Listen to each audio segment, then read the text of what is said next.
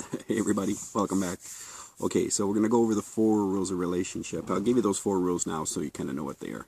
The first rule is the other person has the liberty not to be with me. That's the one I'll be talking about next. The second rule is I must always have the other person's best interest. That's Mango. She's my therapy cat, making sure I'm not nervous while I'm filming. And the third rule is see the person for who they are, not who you're hoping them to be. And the fourth rule is relax, relax, be who you are. Don't be who you think the other person wants you to be. So regarding the first rule is, the other person has the liberty not to be with me. Now, why in the world would I wouldn't want somebody to be with me? Well, it's not that I don't want people to be with me, but I certainly don't want to have people to be with me out of the wrong motives for being with me. The problem with dating is a lot of times, like I mentioned in the very first video, it's a lot like counseling. It's not what people are telling me in the first, second, third, fourth session. It's really about what they're not telling me that I need to know. And the idea about older courtship, for someone we used to have courtships a while ago, hundreds of years ago. In those courtships, they slowed the process down. We don't have a scheduled process idea. And my philosophy is that if you're seeing somebody, you're not really dating them for at least 3 months. After you get to know them for 3 months, then you start dating.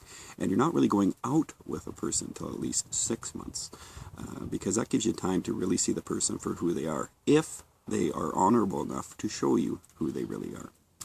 So when it comes to the first rule about the other person has the liberty not to be with me, the reason why that's so important is that I, from my own experience coming up with these 4 rules, came out of quite an embarrassing idea in regards to trying to connect up with people. I was so insecure because I had this thing called codependency, which was if I didn't hear from them, I went freak zone. In other words, my own insecurities came up inside myself, and I tried to somehow woo them over or win them over so that they wouldn't leave me. And my deficit used to get really engaged whenever I didn't hear from them. I'll give you a good example of that. So in modern times now, what we do is we go online and we go to the dating sites and we find somebody. And then we go for coffee with them. And there seems to be a connection there. And so later on, we wait the 2-day rule for guys. Well, for guys, it's usually 5 days rule. But the 2-day rule, we text the person and they haven't texted us back quite yet. And this kind of insecurity kind of comes over us. And so we check the text and we think, did we send the text? Or did I write something bad on that text where they haven't responded back yet? I mean, they could be doing shopping, visiting, their phone could be lost. But this despotism comes over me of why haven't they texted me back? Now that's a symptom to me of my own insecurities. And it's not fair to put on people your insecurities and somehow expect that they're going to meet your insecurities. And the reason for that is because my insecurities are mine.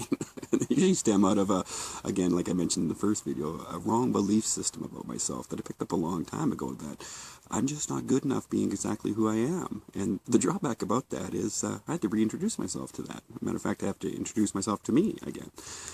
And it's taken me a long time to get comfortable about being in my own skin instead of what we call the adapted person. That's the person you'd be viewing right now.